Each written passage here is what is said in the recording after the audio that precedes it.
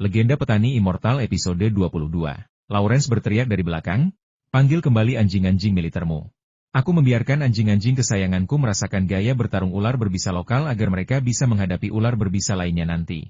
Chu yang tidak ingin mencuri perhatian dari para ahli asing, jadi dia menyuruh para prajurit memanggil kembali anjing-anjing militer. Namun, Lawrence meniup peluit serangan, sebuah peluit tajam yang membuat luak-luak itu menyerbu. Bulu kedua luak itu berdiri tegak, dan mereka merentangkan tubuh ke kiri dan ke kanan, menatap tajam ke arah kobra. Ular kobra itu juga menatap musang tersebut, tidak berani bergerak. Melihat kobra itu tergeletak tak bergerak, musang itu maju untuk menggodanya. Cakar-cakarnya yang pendek bergerak cepat di depan matanya dari waktu ke waktu, dan ekornya yang panjang beberapa kali menyentuh lidah kobra yang bercabang. Dengan langkah-langkahnya yang lincah, ia melompat dan meloncat, seperti peri yang menari di ujung pisau, membuat kobra itu pusing dan kehilangan arah. Ular kobra itu akhirnya menjadi marah. Ia mengangkat bagian depan tubuhnya, mengembangkan lehernya, dan mendesi suara yang sangat marah, peningkatan lebih lanjut dari desisan ragu-ragunya. Ia berulang kali mengarahkan kepalanya ke arah musang, mencoba menggigitnya. Kedua musang itu lincah dan menghindar dengan cepat. Ular kobra itu terlalu sibuk mengurus satu ular sehingga tidak memperhatikan ular yang lain. Kepalanya sudah beberapa kali dicakar oleh luak, dan beberapa sisiknya telah terkelupas. Ular kobra malang itu tidak bisa menggigitnya. Dan setelah lebih dari 1 menit, gerakan dan frekuensi serangannya menurun. Ketika kobra itu kelelahan, seekor musang menyelinap dari belakangnya dan tanpa diduga menggigit lehernya. Ular kobra itu berjuang mati-matian, mencoba melilitkan tubuhnya di leher musang. Namun, seekor musang lain tiba-tiba mencengkeram ekornya, menggigit perut bagian bawahnya, dan merobeknya dengan kuat. Ular kobra itu, tanpa mempedulikan kepala dan ekornya, berjuang dengan lemah. Kedua luak itu tampak lapar. Dengan susah payah, mereka merobeknya menjadi 2 dan melahap daging segarnya. "Haha, anak-anakku hebat. Sama seperti saat latihan, mereka bisa dengan mudah menaklukkan ular berbisa." Lawrence bertepuk tangan dengan gembira, memuji luak-luak yang telah dilatihnya. Li Yunfei tetap tak terpengaruh, karena ia merasa efisiensi serangan luak jauh lebih rendah daripada elang Gir Falcon. Ia juga pernah melihat burung yang disebut elang ular, yang dapat dengan mudah membunuh ular berbisa hanya dengan sekali cengkeraman, terbang, dan lemparan, lalu memakannya. Tidak seperti luak, yang harus mengerahkan banyak usaha untuk membunuh kobra. Namun, melihat semua orang bertepuk tangan, dia tidak ingin meredam antusiasme Lawrence. Merasa terdorong dan dipuji, Lawrence melepaskan ke-10 luak itu, membiarkan mereka dengan cepat mendekati kuil Taois di puncak gunung. Michelle bahkan membual kepada Li Yunfei, "Aku pernah menyaksikan luak terlatih milik Lawrence membunuh ular kobra raja sepanjang 5 meter. Pertempuran itu benar-benar spektakuler." Li Yunfei berpikir dalam hati, "Kau belum melihat elangku." Elang itu menangkap seekor monyet di udara, melemparkannya ke bawah, menangkapnya lagi, dan melemparkannya ke bawah lagi, membuat monyet itu ketakutan hingga pingsan. Akhirnya, mereka tiba di pintu masuk kuil Taois yang bobrok. Kuil itu tidak lagi memiliki plakat, kerangka kayu gerbang halaman sudah lapuk, dan gerbang utama sudah lama hilang. Batu birunya berbintik-bintik dan ditumbuhi gulma. Meskipun ada tanda-tanda tentara masuk, bahaya masih mengintai di mana-mana. Tepat ketika kawanan luak itu mencapai ambang pintu, salah satu dari mereka tiba-tiba melompat, meraih kusen pintu, dan menangkap seekor ular berbisa berhidung tajam berwarna abu-abu kecoklatan. Kemudian kawanan luak itu menyerang bersama-sama, mencabik-cabiknya hingga berkeping-keping dalam sekejap. Ben Xiang terus makan, tetapi Lawrence merasakan bahaya yang akan datang dan bersiul, mendesak mereka untuk pergi dan mencegah mereka menikmati mangsanya. Beberapa yang tidak patuh mengambil beberapa gigitan besar, merebut sepotong, dan menahannya di mulut mereka sebelum melanjutkan perjalanan. Gulma di halaman pertama telah hangus terbakar oleh penyembur api, tetapi sesuatu tampak bergerak di dalam abu. Setelah diperiksa lebih dekat, ternyata itu adalah beberapa ular berbisa yang tertutup abu rumput. Dengan bantuan para prajurit yang menggunakan tongkat, ular-ular itu dengan cepat berhasil ditangani. Kelompok itu berpencar dan memeriksa beberapa tempat pembakar dupa dan ruangan samping yang tersisa. Karena tidak menemukan ular lagi, mereka kemudian memasuki halaman tengah. Hanya dengan membersihkan ular-ular di sini mereka dapat memastikan mundurnya mereka tanpa hambatan. Chu yang tidak menyembunyikan apapun. Sebelum masuk, dia memberitahu para ahli asing bahwa meteorit itu kemungkinan besar berada di gudang anggur di halaman belakang. Para ahli militer kami telah memasuki halaman belakang dan melihat gudang dengan guci-guci anggur. Gudang itu penuh dengan ular berbisa. Setiap orang yang masuk diserang oleh ular-ular itu dan terpaksa mundur. Dia menyuruh semua orang untuk bersiap berperang. Halaman tengah merupakan aula utama Taois, dengan patung-patung Taois. Selain patung-patung umum 3 Sang Mahasuci, bahkan ada patung Zhang Sanfeng. Tampaknya klaim bahwa guru Taois Lingsu di sini berasal dari aliran Wudang bukanlah tanpa dasar. Namun, patung-patung ini sudah lama rusak, dan beberapa bahkan hanya tersisa setengah badan. Seluruh aula juga sudah rusak selama bertahun-tahun. Jika melihat ke atas dari dalam, Anda dapat melihat lubang-lubang besar dan celah-celah kecil, melalui mana Anda dapat melihat gumpalan awan. Tanahnya sangat kotor, dipenuhi kotoran hewan dan genangan air dari pecahan batu bata. Bahkan di belakang patung, ular berbisa melingkar. Kami tidak berani menggunakan penyembur api sembarangan di sini. Jadi kami harus membiarkan luwak yang bekerja, memanjat dan melompat, dan mereka dengan efisien menangani 3 atau 4 ular. Li Yunfei menemukan bahwa daerah itu dipenuhi ular berbisa. Kemungkinan karena ular biasa yang tidak berbisa telah dimakan oleh ular berbisa. Ular memakan ular bukanlah hal yang aneh. Dan ular berbisa memakan sayuran biasa bahkan lebih sering terjadi. Namun, ular kobra raja berada di puncak rantai makanan. Memakan semua jenis ular, bahkan yang lebih kecil sekalipun. Kelompok itu menyalakan saklar gas di punggung mereka, mengaktifkan mekanisme pengaman, dan menguji nosel penyalaan elektronik. Melihat bahwa mereka dapat menghasilkan api, mereka memasuki halaman ketiga. Halaman ini memiliki beberapa pohon besar dengan dedaunan rimbun, memberikan naungan yang cukup, tetapi pada saat ini, terasa menyeramkan. Rumput dan semak-semak di halaman belum sepenuhnya terbakar, dan area tersebut lebih luas daripada di depan. Di tengah halaman, sebagian pepohonan hijau dan tanaman rambat hilang. Setelah diperiksa lebih dekat, ternyata itu adalah gudang bawah tanah yang runtuh berisi banyak guci anggur. Beberapa guci baru saja pecah, dan Anda bahkan bisa mencium aroma anggur yang lembut. Tidak ada yang tahu berapa tahun anggur-anggur ini telah disimpan, namun rasanya begitu murni. Begitu Anda memasuki halaman, Anda bisa mencium aroma halus anggur tua. Li Yunfei berjalan perlahan. Sebagai dokter militer, yang lain merawatnya dan membiarkannya berjalan di tengah.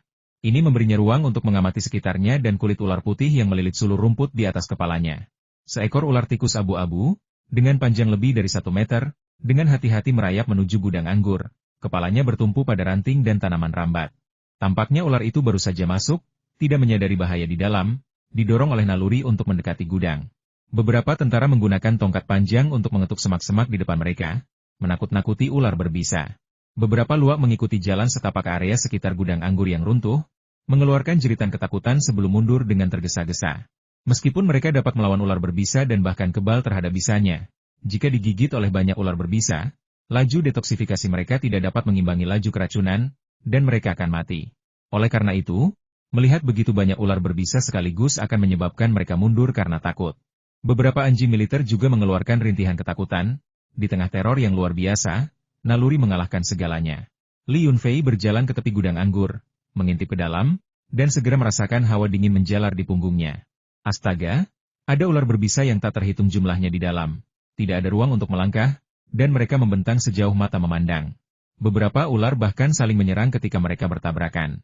Gudang anggur itu hanya berkedalaman sedikit lebih dari 3 meter dan remang-remang. Yang terlihat hanyalah sebidang tanah lapuk, berukuran sekitar 10 meter persegi. Tidak ada yang bisa memastikan apakah itu pintu masuk atau bagian tengahnya. Semua ular yang selamat adalah ular berbisa. Ular biasa tidak dapat bertahan hidup di sini. Tempat ini dapat merevolusi penelitian para ilmuwan ular tentang ular di Sichuan. Karena tempat ini merupakan rumah bagi hampir setiap jenis ular berbisa di Tiongkok, kecuali ular laut dan ular pit viper mangshan yang paling langka. Ya Tuhan, SID, ini tidak ilmiah. Lawrence adalah orang pertama yang berseru kaget. Sebagai ahli ular, dia telah mempelajari dengan saksama persebaran ular di Sichuan sebelum datang ke sini. Namun, situasi sebenarnya di sini telah melampaui harapannya. Chu yang jelas sangat tenang, karena sudah mengetahui situasi dari para prajurit yang pernah berada di sana sebelumnya. Jadi dia tidak ragu-ragu, segera memerintahkan semua orang untuk mundur dan menyuruh 6 prajurit dengan penyembur api mengambil posisi berbeda untuk menyemprotkan api ke dalam. Desis. Di tengah kobaran api, ular-ular berbisa di gudang anggur mendesis liar. Tetapi penyembur api begitu panas sehingga hampir tidak memberi mereka waktu untuk melarikan diri. Dalam sekejap, ular-ular di celah itu jatuh ke tanah. Beberapa guci retak karena suhu tinggi, dan anggur emas menyembur keluar. Saat dipanaskan oleh api, anggur itu juga terbakar. Cairan biji-bijian itu, karena telah disimpan selama bertahun-tahun, hanya memiliki sedikit bahan yang dapat terbakar, hanya menghasilkan lapisan tipis api biru, dan tidak menimbulkan banyak masalah bagi ular-ular tersebut. Tiba-tiba, seorang prajurit merasakan getaran hebat di bawah kakinya. Rekannya di seberangnya berteriak ketakutan, menyuruhnya menyingkir. Mungkin karena suara penyembur api memengaruhi pendengarannya, prajurit itu hanya ragu sesaat. Sebelum dia bisa menjauh seperti yang diperintahkan, getaran yang lebih kuat datang dari bawah kakinya. Saat dia mencoba mundur, sudah terlambat. Dengan suara retakan, seperti kayu lapuk yang patah, dia berteriak kaget dan jatuh ke tanah. Dari debu dan kotoran, muncul kepala ular piton raksasa yang mendesis marah. Kepalanya berlumuran darah dan kotoran, ia menabrak gudang anggur. Aku tidak tahu berapa panjangnya, tetapi dilihat dari tubuhnya yang sebesar ember, jelas ukurannya tidak kecil. Mundur, menyebar dan serang. Chu yang meraung, sambil menghunus pistolnya dan menembak ular piton di gudang anggur. Kepala ular piton itu seperti ember kecil, menjadikannya sasaran empuk. Setelah rentetan tembakan, darah terlihat jelas menyembur dari kepalanya, dan banyak sisik yang rontok, tetapi ular itu tidak mati. Prajurit yang jatuh ke dalam gudang anggur itu menjerit kesakitan, tubuhnya dipenuhi ular berbisa. Dalam amarah yang meluap, ia menarik tuas penyembur apinya, menyemprotkan api ke ular-ular di tanah dan ular piton raksasa di depannya. Serangannya hanya berlangsung beberapa detik sebelum seluruh tubuhnya menghitam dan kekuatannya melemah. Namun, ular piton di depannya juga terluka parah. Ular itu terkena banyak peluru dan semburan api, dan beberapa sisiknya rontok. Ia menggeliat kesakitan di gudang anggur, ekornya mencambuk gudang dengan suara tamparan yang teredam. Li Yunfei merasakan kekuatan ular piton raksasa itu saat ekornya menghantam kakinya, membuatnya terpental dengan suara keras. Saat menoleh ke belakang, ia melihat sebagian kecil tempat ia berdiri tadi telah runtuh. Berpencar. Semuanya berpencar. Chu yang juga sedikit panik karena ia menemukan bahwa ular piton raksasa ini memiliki perlindungan anti peluru. Hewan biasa akan mengalami luka yang hampir terbuka lebar setelah ditembak oleh senjata militer. Tetapi ular piton ini, meskipun terkena begitu banyak peluru, hanya kehilangan beberapa sisik, memiliki beberapa lubang kecil di tubuhnya, sedikit berdarah, dan tidak ada satupun luka menganga. Gudang anggur itu sebenarnya menempati hampir setengah dari halaman. Li Yunfei sudah mundur ke dinding, tetapi dia masih bisa merasakan getaran di bawah kakinya. Di dekat bagian bawah halaman, terdapat gerbang samping. Dinding di sebelah gerbang samping itu sudah lapuk dan sekarang hanya ditutupi oleh beberapa tanaman rambat. Li Yunfei menggunakan beberapa pukulan untuk mematahkan tanaman rambat di tengah pintu samping, menciptakan jalur pelarian lain. Michelle, dalam kepanikannya, benar-benar mengikutinya. Yun, ini mengerikan, kita harus keluar dari sini. Michelle menunjuk ke arah mereka datang, di mana area luas telah runtuh, menghalangi jalan mereka. Dia juga memegang penyembur api di tangannya, tetapi sekarang sudah tidak berguna. Tidak mungkin mengetahui berapa banyak bangunan yang runtuh atau berapa banyak lubang yang muncul di halaman. Yang terlihat hanyalah kepulan debu dan jeritan yang tak henti-henti. Beberapa ular piton yang lebih kecil muncul dari lubang-lubang baru. Juga ketakutan akan senjata militer, berusaha mati-matian untuk memanjat ke atas. Aku melihat meteorit, tepat di sana. Seseorang berteriak, seketika membungkam suasana kacau tersebut. Di tengah ruang bawah tanah anggur yang remang-remang, terdapat sebuah meteorit seukuran bola sepak, yang memancarkan cahaya samar. Bahkan di tengah pertempuran sengit, ular berbisa yang tak terhitung jumlahnya tetap melingkar di sana, enggan untuk pergi. Beberapa lahan terbuka kecil adalah tempat ular piton baru saja melarikan diri. Karena banyaknya tentara yang gugur dan para ahli asing, mereka dengan putus asa menyemprotkan api, mencoba membersihkan tempat yang aman bagi diri mereka sendiri. Tetapi meskipun niatnya mulia, kenyataan itu kejam. Jeritan kematian membuat banyak orang tersadar. Tidak ada yang menyangka seekor ular piton raksasa akan muncul. Dan tidak ada yang bisa membayangkan bahwa separuh halaman itu adalah gudang anggur. Tidak ada yang tahu betapa gemarnya kepala biara tua di kuil Taois ini minum, sehingga ia menyembunyikan begitu banyak anggur, yang hanya diberikan kepada ular-ular berbisa itu. Li Yunfei juga menyukai anggur, tetapi saat ini, dia tidak berniat menggunakan kekuatan ruang kecilnya untuk mengumpulkan guci-guci anggur yang tidak rusak. Dua ular piton kecil berhasil lolos dan menyerbu ke arah Li Yunfei. Meskipun disebut ular piton kecil, panjangnya tetap sekitar 5 atau 6 meter. Ukurannya lebih kecil daripada ular piton raksasa sebelumnya, tetapi ukurannya tidak kecil di seluruh wilayah Sichuan. Mereka tampaknya sangat mengenal jalan ini, dan dengan cepat, mereka sampai di dinding yang rusak. Li Yunfei menarik Michelle menjauh. Wanita bodoh ini benar-benar ingin menggunakan penyembur api. Ular piton ini tidak bisa dibunuh seketika. Membuat mereka marah hanya akan melukai dirinya sendiri. Kedua ular piton itu dengan mudah menyeberangi jalan sempit yang ditumbuhi rumput tinggi dan menghilang ke dalam hutan kecil di balik gunung. Dilihat dari area hutan yang menjorok ke dalam, pastilah itu tebing atau lereng yang curam. Ular berbisa yang tak terhitung jumlahnya merayap keluar dari tanah dan bebatuan yang runtuh, langsung menduduki beberapa area yang masih utuh. Michelle menjerit dan membakar beberapa ular yang mendekat hingga menjadi abu. Melihat lebih banyak ular berbisa merayap keluar, dan tanpa jalan keluar lain, Li Yunfei meraih Michelle dan melompati tembok yang rusak, berlari menyusuri jalan yang ditinggalkan ular piton itu, menuju tebing. Idenya sederhana mencari pohon besar untuk dipanjat dan menghindari ular berbisa dan piton. Jika memungkinkan, dia akan memanggil burung elangnya untuk mengusir semua ular di sekitarnya. Namun setelah berlari menyusuri jalan setapak tempat ular piton itu merayap, kakinya tiba-tiba terpeleset dan dia jatuh. Jeritan Michelle hampir menusuk telinga Li Yunfei.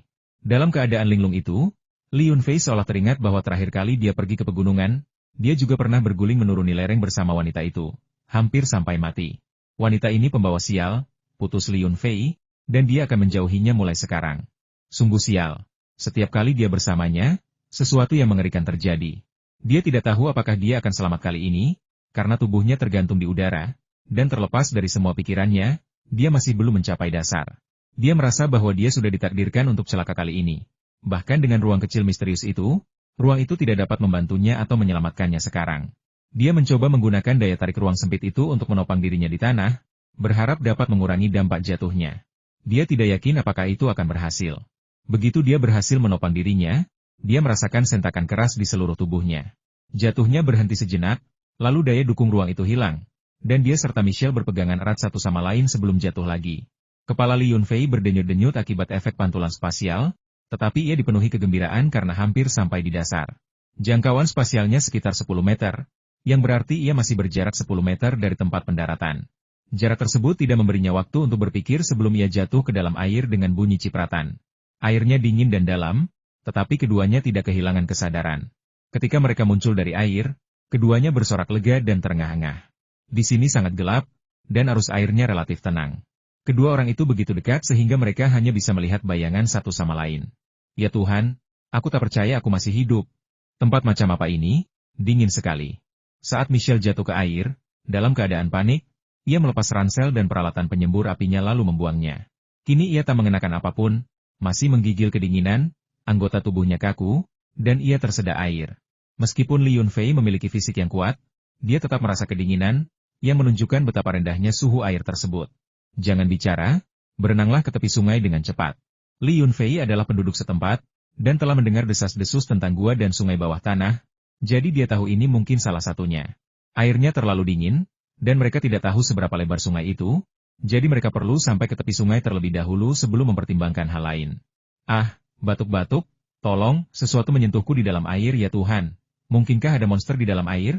Imajinasi Michelle melayang liar. Karena tegang berlebihan, dia menelan beberapa tegukan air sungai yang dingin dan hampir tenggelam ke dasar. Jangan terlalu dipikirkan, mungkin itu hanya ikan di sungai bawah tanah. Li Yunfei menariknya keluar, menopang lengannya, setengah memeluk dan setengah mengangkatnya, lalu berenang cepat di dalam air. Bahkan dengan penglihatan supernya, dia hanya bisa melihat gambar yang buram. Di tengah sungai bawah tanah, ternyata ada beberapa terumbu karang tersembunyi, dan mereka hampir menabraknya. Jika mereka mendarat di terumbu karang, Li Yunfei merasa dia dan Michelle akan berubah menjadi tumpukan daging cincang. Dia menahan sakit kepala, berlayar melewati beberapa terumbu karang, dan akhirnya melihat pantai. Sio abo, ceroak abo. Beberapa suara kata terdengar dari tepi pantai. Mendengar suara itu, mereka melompat ke dalam air dengan cipratan, seperti pangsit yang dijatuhkan ke dalam air mendidih. Michelle kembali berteriak, dan ketika Li Yunfei mengangkatnya ke darat, dia sangat ketakutan sehingga hampir melompat kembali ke air. Li Yunfei memarahinya dengan cemas, yang akhirnya menenangkannya. Suara kicauan kelelawar berasal dari dinding batu yang gelap. Mendengar suara-suara itu, mereka segera membentangkan sayap dan terbang menjauh dari dinding batu dengan panik karena ketakutan, melayang di udara. Li Yunfei mencengkeram dinding batu yang halus dan dengan susah payah berjalan ke darat. Tanpa melempar ranselnya, dia mengeluarkan korek api tahan angin dan menyalakannya dengan bunyi klik. Cahaya redup itu mengejutkan semua kelelawar di dinding batu. Dalam sekejap, seolah-olah awan gelap telah naik di atas kepala, dan mereka terbang menjauh ketakutan. Beberapa binatang buas tak dikenal mengeluarkan suara seperti geraman gigi dari sudut-sudut gelap, membuat bulu kuduk merinding. Li Yunfei mengumpat pelan, mengatakan bahwa ini bukan tempat yang layak untuk ditinggali manusia. Meskipun mengumpat, melihat begitu banyak kelelawar dan takut mereka akan membahayakan manusia, dia mengambil 2 lampu senter dari ranselnya. Dia mengambil satu untuk dirinya sendiri dan memberikan yang lainnya kepada Michelle. Michelle mencengkeram lengan Li Yunfei dengan gugup, sambil berulang kali berkata, "Ya Tuhan, ini menakutkan. Bagaimana bisa ada begitu banyak kelelawar? Mungkinkah itu kelelawar vampir? Tidak, tidak. Bahkan jika itu kelelawar biasa, gua mereka bisa menyimpan kuman mematikan. Kita harus memakai masker gas." Li Yunfei berpikir Michelle melebih-lebihkan. Sebenarnya, memang ada satu set masker gas di ruangan kecil itu, tetapi satu set saja tidak cukup. Jika dia mengambilnya, apakah dia akan menggunakannya sendiri atau untuk Michelle? Jadi, dia mengeluarkan 2 masker medis, yang sedikit meredakan ketegangan Michelle. Namun, dia kemudian mengetahui bahwa kotoran kelelawar memang mengandung bakteri mematikan, Jadi menggunakan masker gas bukanlah hal yang berlebihan. Keduanya menggunakan lampu kepala, yang memungkinkan mereka melihat jalan dengan jelas. Kelelawar terbang melewati telinga mereka tetapi tidak menyerang mereka secara langsung. Namun, tempat itu terlalu gelap dan lembab, dan suara air mengalir sangat keras. Michelle menggigil kedinginan. Dia berjalan beberapa ratus meter di sepanjang jalan setapak dan hampir jatuh 4 atau 5 kali. Setiap kali, Li Yunfei membantunya berdiri, sehingga dia bisa melanjutkan perjalanan dengan selamat. Setelah melewati sudut gelap ini, cahaya tiba-tiba menjadi terang, dan melalui cahaya yang terbatas, kami melihat sebuah gua alami yang sangat luas. Setelah berjalan melalui lorong pendek yang berwarna-warni, kami menemukan bahwa gua itu dipenuhi dengan tanaman hijau, seperti hutan alami besar yang membentang sejauh mata memandang. Meskipun langit tidak terlihat, karena tanaman dapat tumbuh di sini, sinar matahari pasti masuk. Ini berarti ada celah di gua, yang berarti seseorang dapat keluar. Ini mungkin pemandangan terbaik yang dapat dilihat seseorang setelah terjatuh. Setelah meninggalkan sudut gelap tempat kelelawar berkumpul, udara tiba-tiba menjadi segar. Keduanya melepas masker mereka dan mengikuti jalan setapak berbatu alami, melewati air terjun kecil di kedua sisinya, di mana tanah di bawah kaki mereka terasa lembut. Li Yunfei menyinari lampu kepalanya dan mendapati bahwa tanah tertutup dedaunan yang membusuk. Tanah itu terlalu basah dan busuk untuk dapat dimanfaatkan. Pada saat yang sama, jika pembusukan dan kelembapan terlalu parah, hal itu juga akan menghasilkan sejumlah besar karbon monoksida, yang merupakan bahaya besar bagi semua hewan di sini. Aku kedinginan, sangat kedinginan. Gigi Michelle bergemeletuk, dan dia hampir tidak bisa berbicara. Li Yunfei mengeluarkan sebotol minuman keras dari ranselnya, memutar tutupnya, dan menaruhnya ke mulut Michelle sambil berkata, "Minumlah beberapa teguk dulu, tapi jangan terlalu banyak. Lagi pula, kita tidak tahu berapa lama kita akan tinggal di sini. Menghemat sedikit mungkin bisa menyelamatkan hidup kita di masa depan." Sebenarnya, dia membawa banyak alkohol di ranselnya, cukup untuk habis bahkan jika dia mandi setiap hari. Namun, untuk menjelaskan kapasitas ransel tersebut, Michelle harus mengembangkan kebiasaan berhemat. Michelle menyesap 5 atau 6 kali sebelum akhirnya menyerah pada godaan yang luar biasa dan berhenti. Beberapa tegukan anggur yang harum itu menghangatkan tubuhnya, dan rasa yang familiar mengingatkannya pada pertama kali ia minum anggur ini. Untunglah kau punya kebiasaan membawa Bai Jiu, kalau tidak, kurasa aku akan membeku sampai mati. Kata-kata Michelle tiba-tiba menjadi lancar. Bai Jiu memberinya kehangatan dan harapan. Pada saat yang sama, dia ingat bahwa Li Yunfei memiliki ransel ajaib, seperti Doraemon, dari mana dia bisa mengeluarkan apa saja. Meninggalkan tempat yang rendah dan lembab ini, beberapa ratus meter dari sungai bawah tanah, Li Yunfei menemukan sebuah platform batu yang datar dan kering. Dia menyalakan api dengan kayu bakar untuk menerangi area sekitarnya. Cicit, berkicau, beberapa jeritan binatang liar terdengar dari hutan, diikuti oleh gemerisik ranting, lalu hening. Michelle sedikit takut. Dia bergerak mendekat ke api, tidak tahu binatang buas mengerikan apa yang mungkin bersembunyi di kegelapan. Berada lebih dekat dengan cahaya dan api tampaknya membuatnya merasa lebih aman. Ia melepas mantelnya dan meletakkannya di atas api untuk dikeringkan, hanya menyisakan pakaian dalamnya. Tubuhnya yang berisi dan sehat tampak semakin bercahaya di bawah nyala api. Li Yunfei tidak melihat sekeliling. Setelah melepas pakaiannya sendiri, hanya menyisakan pakaian dalamnya, ia takut melihat sekeliling akan membuatnya terlihat bodoh. Di sisi lain, Michelle terang-terangan mengagumi fisik Li Yunfei yang berotot. Setelah merasakan panas di tubuhnya, dia bahkan berseru, "Yun, fisikmu semakin kuat." Pria kuat adalah yang paling menarik bagi wanita. Di daerah yang tidak dikenal dan berbahaya seperti ini, kekuatan berarti bertahan hidup. Michelle, ini bukan waktu yang tepat untuk membicarakan bentuk tubuh, kan? Kau seharusnya tahu bahwa memprovokasi pria saat ini berbahaya. Hati-hati jangan sampai aku kehilangan kendali dan melakukan itu padamu. Li Yunfei meliriknya dan merasakan gelombang panas. Kulitnya yang putih dan halus, serta dadanya yang penuh dan kencang, yang semakin menonjol karena pakaian ketat hitamnya, membuatnya tampak seperti iblis, menggoda seseorang untuk jatuh ke dalam kebejatan. Hehehe, aku hanya mencoba mencairkan suasana karena aku khawatir kamu terlalu gugup. Tentu saja, jika kita tidak bisa keluar, aku tidak keberatan jika terjadi sesuatu di antara kita. Menjadi pasangan yang liar di sini juga bukan pilihan yang buruk. Michelle tertawa penuh kemenangan, seolah menegaskan bahwa pesonanya masih utuh, mendapatkan kembali sebagian dari sikap percaya diri dan memikatnya. Tiba-tiba, sebuah batu jatuh dari kedalaman hutan ke atas api, dan percikan api yang berterbangan hampir melukai Michelle. Dia menjerit ketakutan dan melemparkan dirinya ke pelukan Li Yunfei. Pada saat itu, naluri rentan seorang wanita mengalahkan semua kekuatannya. Tiba-tiba, sebuah senapan berburu laras pendek dengan 7 peluru muncul di tangan Li Yunfei, dan dia melepaskan tembakan ke arah sumber suara aneh di hutan yang gelap itu.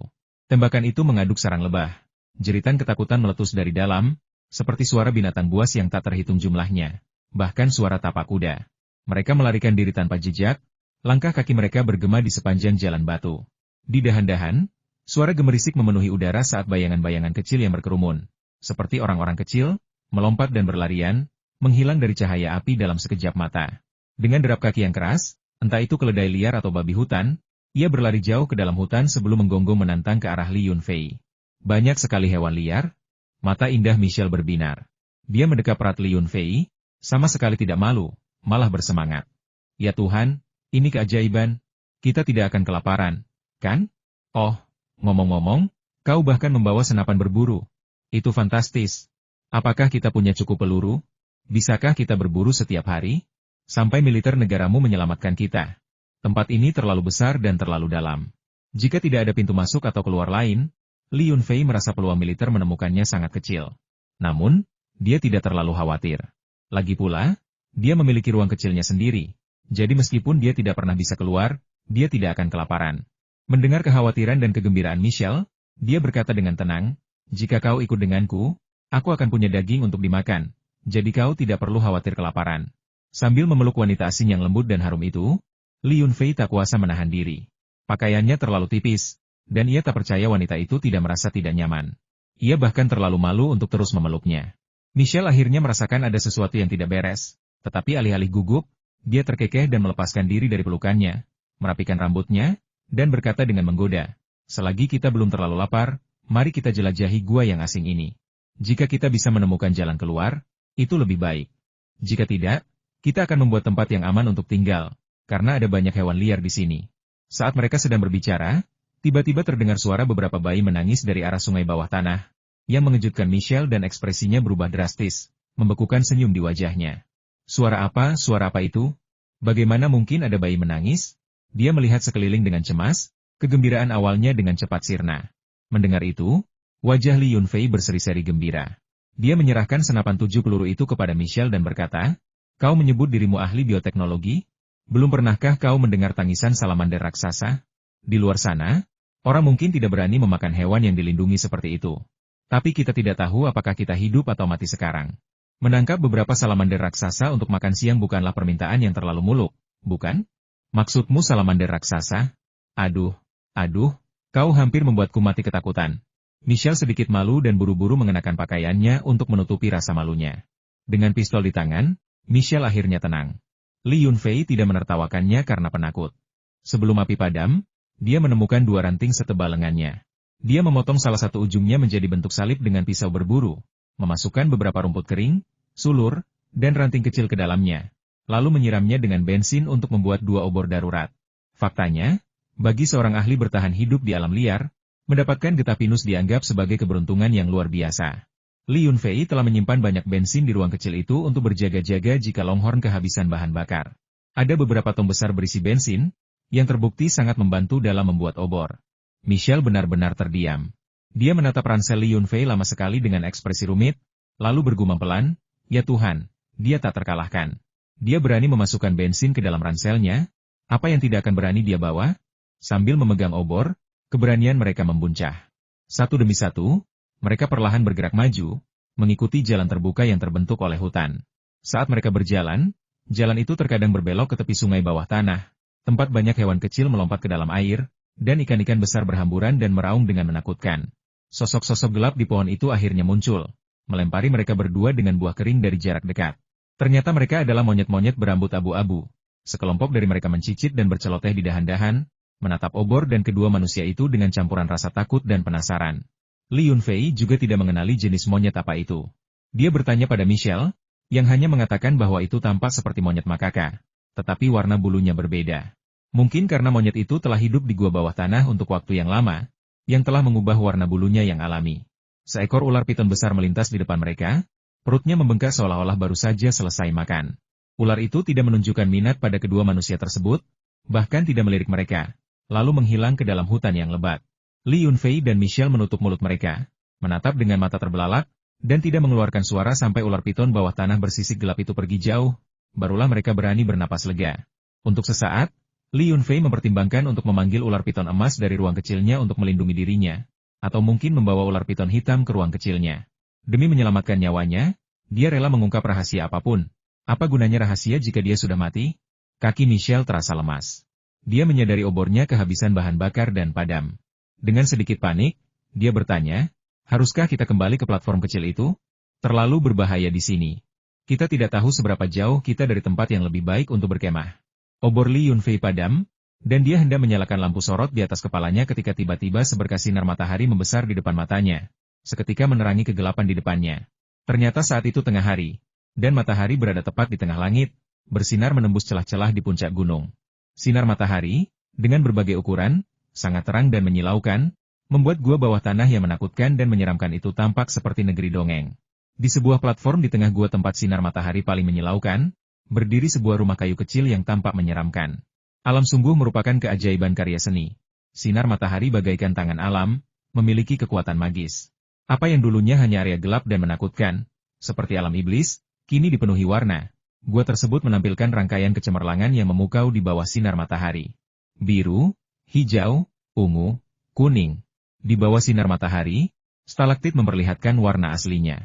Air di dekatnya bertindak sebagai cermin alami, memperbesar kecemerlangannya 10 kali lipat atau 100 kali lipat, melebih-lebihkan penampilannya, seolah-olah seluruh gua telah berubah menjadi kaleidoskop warna. Banyak sekali binatang buas di hutan gelap mengeluarkan raungan aneh, seolah menyambut kemunculan sinar matahari yang langka. Mengatasi rasa takut mereka sebelumnya, mereka muncul satu persatu dari kedalaman hutan, berdiri di bawah sinar matahari dan melolong kegirangan. Tentu saja, bahaya mengintai di mana-mana. Hewan karnivora, menunggu kesempatan untuk berburu, memangsa hewan liar kecil yang berdiri di bawah sinar matahari. Bau samar darah tercium di udara. Ayo, manfaatkan sinar matahari ini dan cepatlah ke pondok kecil di tengah gunung.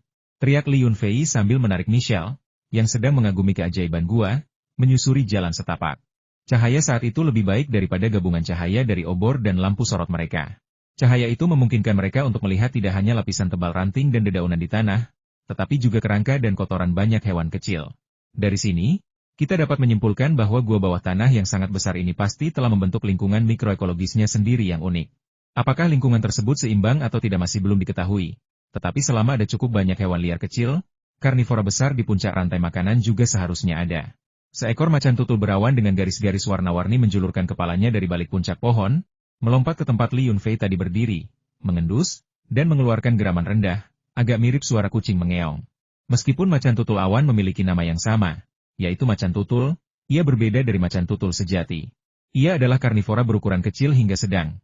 Dengan berat hanya 20-30 kg dan panjang hanya sekitar 1 meter, perbedaan yang signifikan dari macan tutul sebenarnya.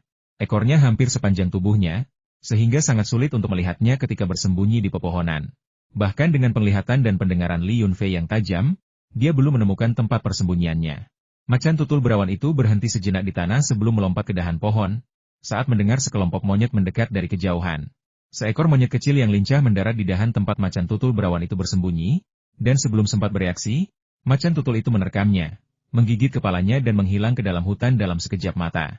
Monyet-monyet lainnya berteriak dan memukul-mukul dahan dan batang pohon, berusaha mengejar macan tutul berawan itu, tetapi hewan itu sudah menghilang. Li Yunfei tidak menyadari apa yang terjadi di belakangnya, karena masih banyak bahaya di depannya. Selalu ada pertempuran di jalan ini, tetapi kedalaman hutan jauh lebih berbahaya. Dia tidak tahu berapa lama sinar matahari di atas kepalanya akan bertahan. Dia perlu mencapai pondok kayu kecil di tengah gunung, di dalam gua, sebelum sinar matahari itu menghilang. Seekor kuda liar putih, karena penasaran, berlari keluar dari kedalaman hutan dan mengikuti Li Yunfei dan Michelle dari belakang, mengeluarkan suara gemuruh yang keras. Ketika Li Yunfei berbalik, kuda liar itu tidak hanya tidak menahan diri, tetapi tampaknya merasa puas, dan bahkan mengeluarkan suara ringkikan. Kuda-kuda ini luar biasa bagus, dengan kerangka yang sangat besar, menyerupai kuda Tibet, yang secara historis digunakan sebagai kuda perang. Catatan dari Sichuan menunjukkan bahwa tidak ada kawanan kuda liar di wilayah tersebut, apalagi kuda liar dengan ukuran sebesar ini. Kuda liar dari daerah yang lebih jauh di Yunnan berukuran lebih kecil dan terlalu jauh. Li Yunfei melirik kuda liar itu dengan heran, bertanya-tanya apa yang merasukinya sehingga membuatnya mengikutinya. Namun, seekor kuda liar saja tidak mungkin bisa bertahan hidup di sini. Pasti ada sekawanan. Benar saja, ringkikan kuda liar yang megah dan keras bergema dari kedalaman hutan. Kuda liar putih yang lincah dan agak nakal itu terkejut, dan dengan enggan mengangkat kedua kaki depannya, ikut meringkik. Ia berbalik dan menyerbu ke kedalaman hutan. Yah, bahkan sekawanan kuda liar, yang hampir mustahil ditemukan, telah muncul. Li Yunfei menduga gua bawah tanah ini pasti cukup besar, dan tanggal pembentukannya berada di luar kemampuannya untuk menentukan. Dia tidak akan terkejut jika beberapa harimau juga muncul. Di bawah perlindungan senapan berburu, mereka menangkis serangan dari beberapa binatang buas ganas yang menyerupai anak serigala dan berhasil mencapai dasar lereng bukit yang curam tempat pondok itu berada sebelum binatang-binatang itu dapat mengepungnya. Setelah tiba di sini, Li Yunfei akhirnya bisa bernapas lega. Mengingat kembali banyaknya binatang buas yang baru saja ia temui, ia menyadari bahwa binatang-binatang itu menyerupai serigala legendaris, yang semakin langka dalam beberapa tahun terakhir dan kini terdaftar sebagai hewan yang dilindungi kelas 2 di Tiongkok. Serigala, juga dikenal sebagai anjing serigala, anjing berbulu merah, atau serigala berbulu merah, memiliki penampilan yang mirip dengan anjing dan serigala, tetapi lebih kecil dari serigala, dengan panjang sekitar 1 meter dan berat sekitar 20 kg. Serigala memiliki moncong persegi, sangat ganas, dan lebih suka hidup berkelompok. Ketidakmampuan untuk membentuk pengepungan lengkap sebelumnya kemungkinan disebabkan oleh anggota kelompok yang tidak lengkap, sehingga memungkinkan Li Yunfei untuk lolos tanpa cedera. Serigala bukan hanya ganas tetapi juga sangat berani, menanamkan rasa takut pada semua hewan yang bertemu dengannya. Biasanya sangat pendiam dan waspada, tetapi saat berburu, ia dapat mengeluarkan lolongan yang membangkitkan semangat. Perburuan sebagian besar terjadi saat fajar dan senja, tetapi kadang-kadang juga di siang hari. Ia mahir mengejar mangsa dan sering menggunakan taktik pengepungan. Mereka sangat lincah dan mahir melompat, mampu melompat lebih dari 3 meter dari posisi berdiri. Dengan bantuan berlari, mereka dapat melompati parit selebar 5 atau 6 meter, serta rintangan seperti dinding batu dan dinding rendah setinggi lebih dari 3 meter. Kelincahan mereka melampaui singa, harimau, beruang, serigala, dan binatang buas lainnya, dan mendekati kelincahan kucing besar yang paling gesit, yaitu LYNX dan macan tutul awan. Hanya ada 3 atau 5 ekor serigala yang baru saja mereka lihat. Karena mereka sangat cepat, melesat di balik pepohonan dan mengeluarkan suara-suara aneh. Bahkan dengan penglihatan tajam Li Yunfei, dia tidak bisa menghitung berapa jumlahnya. Michelle dengan tegas melepaskan beberapa tembakan, menakut-nakuti serigala yang mengejar di depan. Tampaknya serigala itu melukai kakinya, mengeluarkan jeritan, dan pengejaran pun melambat. Oh, aku lelah sekali. Apa tadi binatang-binatang mirip serigala sialan itu? Mereka agak mirip serigala hutan. Berdiri di lereng bukit di bawah rumah kayu, Michelle bersandar pada pohon muda yang tidak dikenal, terengah-engah, masih gemetar. Tidak diragukan lagi, itu pasti serigala. Aku sudah bertahun-tahun tidak melihat mereka di daerah ini, aku tidak pernah menyangka akan melihat mereka di gua bawah tanah ini, jawab Li Yunfei sambil mengamati lereng bukit curam di depannya. Lereng bukit itu sangat curam, hampir 70 derajat, tetapi terdapat jejak ukiran buatan di atasnya. Ukiran tersebut tidak dalam, dan setiap langkah memiliki pijakan yang lebih dari 10 cm. Seperti tangga yang mengarah langsung ke puncak gunung. Gua bawah tanah ini tidak hanya berisi stalaktit yang tak terhitung jumlahnya, tetapi juga lebih dari selusin bukit kecil. Bukit ini lebih dekat ke tepi tikungan. Saya bertanya-tanya apakah orang-orang yang mengukir jalan ini ingin melarikan diri melalui celah di puncak bukit ini. Saat mereka sedang berbicara, tiba-tiba mereka mendengar lolongan melengking dan menyeramkan dari hutan di belakang mereka. Suaranya seperti lolongan serigala, tetapi juga tajam dan bernada tinggi. Seekor serigala berwarna coklat kemerahan, lebih besar dari serigala biasa, muncul dari balik pohon di pinggir jalan. Di belakangnya, lebih dari selusin serigala biasa dengan berbagai ukuran muncul. Pemimpin serigala, juga dikenal sebagai Raja Serigala, adalah pemimpin kawanan serigala. Ia tidak hanya lebih kuat secara fisik daripada serigala biasa, tetapi juga sedikit lebih cerdas. Kemunculan Raja Serigala menunjukkan bahwa semua anggota kawanan yang mampu bertempur telah berkumpul. Li Yunfei merasa pusing. Bertemu dengan serigala-serigala ini jauh lebih menakutkan daripada bertemu dengan sekumpulan serigala. Dia pernah mendengar dari para pemburu tua di desa bahwa serigala yang berusia lebih dari 30 tahun bisa membunuh harimau. Jangan remehkan mereka hanya karena ukurannya kecil. Jika jumlahnya cukup banyak, seluruh kawanan bisa berada di puncak rantai makanan. Li Yunfei pernah melihat video asing di mana sekelompok serigala membunuh dan memakan seekor gajah. Adegan itu benar-benar mengejutkan dan tetap terpatri dalam ingatannya. Namun, serigala-serigala itu agak berbeda dari serigala lokal, dan dia tidak ingat mengapa saat itu. Ya Tuhan, mereka benar-benar berhasil mengejar kita. Michelle sangat gugup, mengingat temperamen dan karakteristik serigala. Kau naik duluan, aku akan menjaga bagian belakang. Dengan itu, dia mengambil senapan berburu dari tangan Michelle dan membidiknya ke arah Raja Serigala. Baiklah, hati-hati. Jangan menembak kecuali mereka menyerang. Hemat peluru kalian, mengisi ulang membutuhkan waktu. Michelle tidak membuang waktu dan mulai memanjat sambil berbicara. Dia tahu bahwa serigala biasa dapat dengan mudah melompat setinggi 3 atau 4 meter. Jadi dia harus memanjat lebih tinggi lagi agar relatif aman. Namun, Lerengnya terlalu curam dan licin, dan tetesan air, yang tampaknya merembes dari suatu tempat, menempel di celah-celah lereng, sehingga sangat sulit untuk memanjat. Li Yunfei memegang senjatanya dengan tenang, tidak setegang yang dibayangkan Michelle. Tentu saja, Michelle tidak tahu bahwa dia sedang mempertimbangkan apakah akan memanggil ular piton emas untuk membantu dalam pertempuran. Mengingat ukuran ular piton yang sangat besar, seharusnya ia mampu menelan beberapa serigala biasa secara utuh. Namun, setelah mempertimbangkannya, Li Yunfei berpikir bahwa jika dia memanggil ular piton emas, itu mungkin akan membuat Michelle ketakutan setengah mati.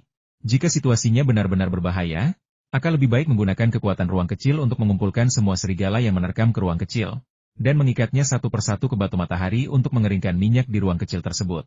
Melihat manusia-manusia itu benar-benar mulai memanjat, Raja Serigala menjadi agak cemas. Ia berlari keluar dan berputar-putar sejenak, lalu kembali ke balik pohon dan mengeluarkan lolongan tajam. Seketika itu juga, lebih dari selusin serigala berwarna coklat kemerahan melompat keluar, bergerak dengan kecepatan luar biasa, melompat dan melesat seperti angin, dan dalam sekejap mata, mereka mendekati jarak 100 meter. Keahlian menembak Li Yunfei tidak sebaik Michelle, tetapi setelah menembak membabi buta ke arah kawanan serigala, akan sulit baginya untuk meleset. Dengan beberapa lolongan, 2 serigala jatuh, darah mengalir deras dari tubuh mereka. Tangisan mereka perlahan melemah hingga hanya tersisa rintihan. Suara tembakan menggema di dalam gua yang besar, mengejutkan beberapa serigala pertama. Dikenal karena keganasannya, mereka berhenti sejenak dan berhenti di tengah jalan. Raja Serigala, yang bersembunyi di balik pohon, meraung marah, mendesak mereka untuk melanjutkan serangan.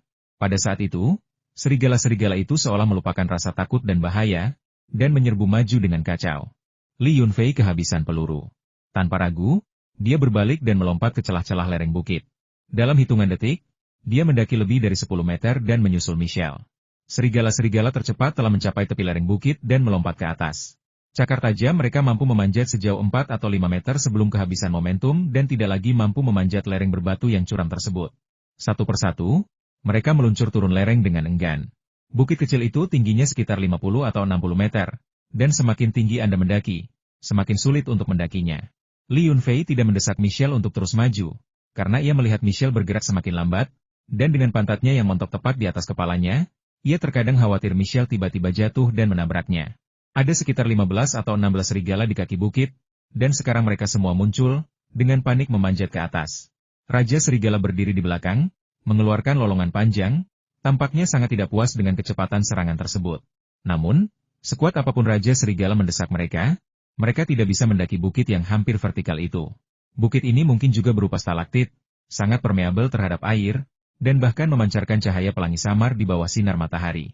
Dengan hanya tersisa 6 atau 7 meter sebelum mencapai puncak, tanaman rambat dan semak kecil mulai muncul di sekitar kita, terkadang tersangkut di celah-celah permukaan batu, membuat pendakian menjadi sulit dan berbahaya.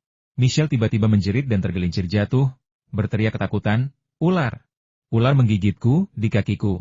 Satu tangannya masih mencengkeram dinding batu, tangan lainnya dengan panik mencengkeram tanaman rambat, sementara kakinya menjuntai di udara, menendang-nendang liar. Seekor ular keraih perak bergaris hitam putih melilit pergelangan kakinya, menunjukkan tanda-tanda akan terlepas saat dia menendang ketakutan. Di bawahnya ada Li Yunfei. Ular itu panjangnya lebih dari 1 meter. Ekornya hampir mencapai kepala Li Yunfei. Li Yunfei mengulurkan tangan dan meraih ular bercincin perak itu di bagian ekornya, menariknya dari kaki Michelle dan melemparkannya ke lereng bukit, di mana ular itu mendarat tepat di atas seekor serigala. Sekumpulan serigala di bawah lereng bukit menjadi kacau. Li Yunfei tidak punya waktu untuk mengamati keributan di bawah. Dia meraih kaki Michelle dan menuntunnya kembali ke dalam lekukan di dinding batu. Ular krait bergaris adalah ular yang sangat berbisa, termasuk dalam keluarga neurotoksin. Setelah digigit, Anda tidak akan merasakan banyak rasa sakit, tetapi Anda akan mengalami kelumpuhan lokal dan rasa kantuk. Michelle jelas mengenali ular cincin perak itu. Dengan isak tangis, dia berteriak pesimis, "Yun, kurasa aku akan mati. Kakiku mulai lemas. Aku tidak bisa naik atau turun. Aku tidak tahu harus berbuat apa. Tapi jika aku jatuh, aku mungkin akan menyeretmu jatuh bersamaku.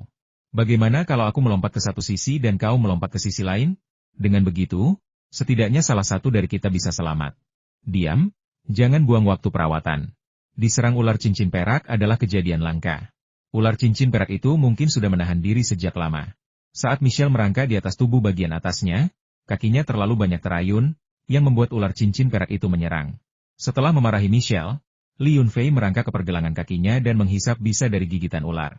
Dia meludahkan darah berbisa itu, mengambil air dari tempat persembunyiannya, dan membilas mulutnya. Jangan buang waktu, hanya menyedot sebagian racun saja tidak cukup. Michelle berdiri dengan susah payah di atas dinding. Berterima kasih kepada Li Yunfei karena telah mempertaruhkan nyawanya untuk menyedot racun itu untuknya. Namun, dia masih tidak bisa merasakan kakinya. Dan bahkan di bawah lutut kakinya yang terluka, dia tidak merasakan apapun. Ini berarti dia tidak bisa lagi memanjat dengan lancar di lingkungan yang berbahaya ini. Li Yunfei berkata, jangan bicara atau membuang energimu. Aku akan menggendongmu ke atas. Hanya tinggal beberapa meter lagi. Kita bisa berpegangan sampai akhir. Ya Tuhan, bagaimana ini mungkin? Sangat sulit bagi saya untuk memanjat sendiri. Bagaimana mungkin mereka bisa menggendong saya?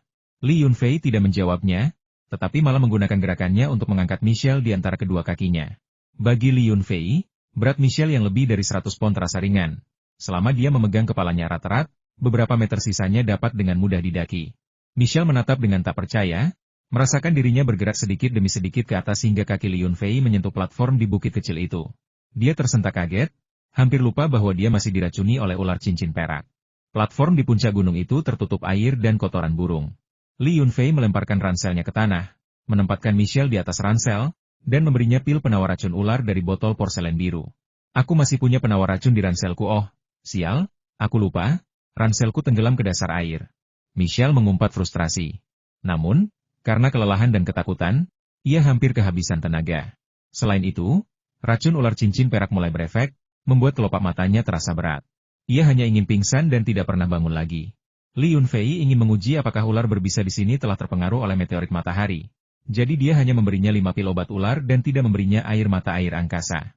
Jika kondisinya tidak membaik setelah minum obat, maka memberinya air mata air angkasa tidak akan terlambat. Michelle berbaring di atas ranselnya dan segera tertidur. Li Yunfei memeriksa pergelangan kakinya dan, melihat bahwa pembengkakannya tidak terlalu terlihat, menyedot racunnya lagi. Kemudian dia mengeluarkan kayu bakar dari ruang kecilnya dan menyalakan api di sekitarnya. Dia memanggil burung Girfalcon yang malas dan menyuruhnya menjaga Michelle di dekat api unggun. Burung Girfalcon itu sudah cukup gemuk dan enggan dipanggil oleh Li Yunfei, tetapi ia patuh dan berdiri sambil tertidur di samping Michelle. Barulah kemudian Li Yunfei punya waktu untuk mengamati platform kecil di puncak gunung. Di dekat dinding gua, terdapat sebuah gubuk kayu kecil, terbuat dari papan dan sulur, dengan pasak kayu di sambungannya, dan pintu kecilnya tertutup rapat. Dengan dorongan lembut, pintu kayu itu berderit dan patah, memperlihatkan kerusakannya. Bau lembab dan apa tercium dari lubang yang rusak, di dalam gelap, dan tidak ada yang bisa dilihat. Dengan menyinari bagian dalam menggunakan lampu sorot, kami melihat ada talenan batu, panci batu, dan kompor batu, tetapi tidak ada tempat tidur atau pakaian. Di sudut rumah kayu ini, secara mengejutkan terdapat pintu masuk gua batu. Pintu masuknya lebar dan rendah, seolah-olah telah dihancurkan oleh sesuatu. Pintu masuknya sangat sederhana, dengan celah-celah dan tanpa kerapian sama sekali. Papan kayu yang digunakan untuk membangun rumah itu sangat tebal, dan atapnya sebagian besar terbuat dari jerami dan ditutupi dengan tanaman rambat, sehingga tertutup dengan sangat baik dan hingga hari ini tidak ada jejak kebocoran. Dahulu ada orang yang tinggal di sini. Mereka bersusah payah membangun gubuk kayu, tetapi mereka menggunakannya sebagai dapur. Itu sangat aneh. Namun, letaknya sangat dekat dengan celah di langit-langit gua, jadi pasti sering hujan. Jika ingin memasak, kompor sederhana tidak akan cukup. Fakta bahwa mereka hanya menggunakan perkakas batu menunjukkan bahwa manusia yang sampai di sini tidak siap dan harus mengandalkan tangan mereka untuk membuat barang-barang sehari-hari. Ada pisau batu dan beberapa kerangka di atas talenan batu, yang menunjukkan bahwa mereka pergi tanpa membersihkan sisa makanan dari talenan atau meninggal. Li Yunfei mengamati pintu masuk dengan saksama untuk beberapa saat dan, karena tidak menemukan bahaya, perlahan memasuki rumah kayu kecil itu. Kecuali talenan batu yang tidak bersih, bagian rumah lainnya sangat rapi, menunjukkan bahwa pemiliknya adalah orang yang sangat bersih. Setelah sampai di pintu masuk gua batu, Li Yunfei mengendus dengan hati-hati dan, karena tidak menemukan sesuatu yang aneh, lalu masuk ke dalam. Gua itu tidak besar, Anda bisa melihat ke dalamnya sekilas. Anehnya, gua itu cukup luas. Ada tempat tidur kayu, tetapi tidak ada apapun di atasnya. Ada meja batu dengan beberapa lembaran bambu dan pisau ukir batu di atasnya. Di dinding terdalam gua, terdapat aksara besar, dan dinding batu di sekitarnya dipenuhi dengan aksara-aksara kecil yang tersusun rapat. Di bawah karakter terdapat bantal anyaman, dan di atas bantal tersebut terdapat kerangka dalam posisi meditasi standar. Bahkan pada saat kematian, punggung kerangka tetap lurus tanpa bengkok, dan posisi meditasinya tidak berubah. Di tanah di samping kerangka itu, terdapat jubah Taois yang compang-camping, yang pasti diambil dari pendeta Taois tersebut. Li Yunfei memasuki gua, melirik potongan bambu di atas meja, tetapi tidak menyentuhnya. Dia langsung menuju kerangka itu dan memeriksanya dengan saksama, menemukan bahwa pendeta Tao itu memiliki rambut panjang dan janggut semasa hidupnya. Rambut dan janggutnya sama-sama putih, menunjukkan bahwa dia sudah cukup tua. Dia bertanya-tanya apakah dia sudah tua sebelum jatuh, atau apakah dia hidup dan mati di gua tanpa pernah menemukan jalan keluar. Berdiri di depan tengkorak itu, saya memperhatikan prasasti-prasasti kecil di dinding batu, yang ditulis dalam aksara Tionghoa tradisional. Jalan Agung dinamai berdasarkan kelahiran langit, bumi, manusia, dan segala sesuatu. Ia mengandung mekanisme yin dan yang, gerakan dan keheningan, dan mewujudkan prinsip-prinsip penciptaan yang mendalam. Ia mengatur yang tak terbatas dan melahirkan yang maha agung. Yang tak terbatas tidak bernama, dan yang tak bernama adalah awal dari langit dan bumi. Yang maha agung bernama, dan yang bernama adalah ibu dari segala sesuatu. Karena yang tak bernama, ada nama, dan dengan demikian langit, bumi, manusia, dan segala sesuatu dilahirkan. Sekarang, mari kita fokus pada manusia. Sebelum kelahiran orang tua kita, ada kekosongan yang luas, yang selaras dengan keheningan alam semesta. Inilah masa yang tak terbatas. Yang tak terbatas adalah yin dan keheningan. Ketika yin diam, yang juga diam. Huruf-huruf itu kecil, hanya cukup untuk mengelilingi huruf Dao, menutupi seluruh dinding di belakang gua batu. Li Yunfei memeriksanya dengan saksama untuk beberapa saat, dan kemudian sepertinya mengingatnya. Huruf-huruf itu menyerupai frasa dari risalah tentang Dao Agung karya Zhang Sanfeng. Huruf-huruf itu tidak memiliki makna praktis, mungkin menawarkan semacam dukungan spiritual kepada murid-murid Taois, tetapi Li Yunfei tidak berkomentar. Dia tidak menemukan informasi apapun tentang identitas pendeta Taois itu dalam prasasti di dinding batu. Dia kembali ke samping tempat tidur, yang sebagian besar ditutupi jerami lembut, tanpa kain atau kapas lainnya. Namun, di dekat kepala tempat tidur, ada pedang panjang berkarat yang penuh dengan goresan dan serpihan, bahkan ujungnya patah. Lembaran bambu di atas meja itu relatif terawat dengan baik. Namun, karena semuanya ditulis dalam aksara Tionghoa tradisional, Li Yunfei agak kesulitan membacanya. Meskipun demikian, ia menemukan kata-kata buku tulisan tangan Lingsu dan buku Lingsu di bagian belakang beberapa lembaran bambu. Setelah membaca kata-kata itu, semangat Li Yunfei langsung bangkit. Ia akhirnya mengerti asal-usul pendeta Taois kerangka ini. Ternyata itu adalah guru Lingsu dari kuil Wudao di puncak gunung. Hilangnya guru Lingsu secara tiba-tiba beberapa tahun yang lalu tetap menjadi misteri hingga hari ini, dan ia tidak pernah menyangka jasadnya akan muncul di gua di bawah kuil. Ada jalan setapak kecil di dekat gerbang samping kuil Wudao yang mengarah ke hutan kecil di depan kuil. Di sana ada tebing, dan kudengar dulu di situ juga tempat teh Wudao ditanam. Pasti banyak orang yang sering melewati jalan setapak itu. Saat aku dan Michelle jatuh, ada lubang di jalan setapak itu. Lubang ini mungkin baru saja terbentuk. Guru Lingsu pasti jatuh dari tempat lain. Kalau tidak orang-orang di kuil pasti sudah menyadarinya. Memikirkan hal itu, Li Yunfei meletakkan semua potongan bambu di atas meja ke dalam ruangan kecilnya. Aksara Tionghoa tradisional di atasnya terlalu sulit dibaca, jadi dia akan memeriksanya lebih teliti ketika keluar rumah. Setelah keluar dari gua dan kabin, mereka menemukan Michelle masih tidak sadarkan diri. Dua ular berbisa tergeletak mati di depan burung Girfalcon, seekor ular viper bambu dan seekor ular 5 langkah. Burung Girfalcon itu telah memakan kantung empedu ular-ular tersebut, tetapi bagian tubuh ular lainnya tetap utuh. Saat melihat Li Yunfei kembali, burung Girfalcon itu mengeluarkan teriakan dan menyenggol ular berbisa di tanah dengan cakarnya, seolah-olah mencari pujian. Li Yunfei menepuk kepala Girfalcon itu, memujinya karena telah melakukan pekerjaan dengan baik, dan melemparkan seekor ikan ruang angkasa kecil kepadanya. Hanya makanan seperti inilah yang dapat membangkitkan minatnya. Makanan dari luar jarang membangkitkan selera makannya kecuali jika ia sangat lapar. Burung Girfalcon itu mengeluarkan teriakan gembira, mengambil seekor ikan kecil dari tanah, dan menelannya dalam beberapa suapan. Li Yunfei berlutut di samping Michelle, memeriksa denyut nadinya, dan mengamati kelopak matanya. Ia merasa kondisi Michelle agak membaik, tetapi masih jauh dari pulih sepenuhnya. Mengingat situasi ini, ada kemungkinan ular berbisa di gua tersebut telah bermutasi dan menjadi lebih ganas.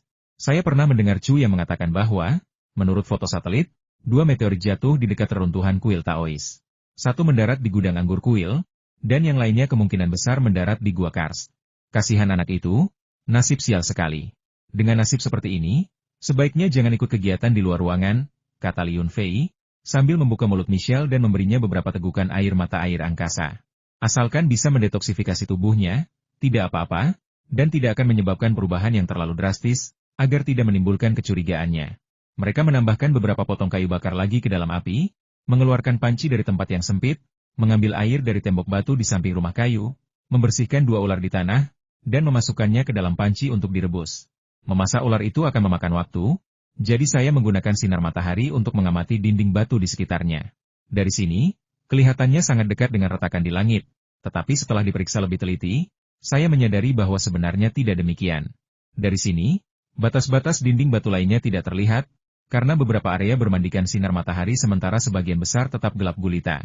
Di platform ini, yang berukuran sekitar 200 meter persegi, kami akhirnya menemukan jejak seseorang yang mendaki ke atas. Alur-alur diukir di sana, tetapi tertutup oleh tanaman rambat yang lebat.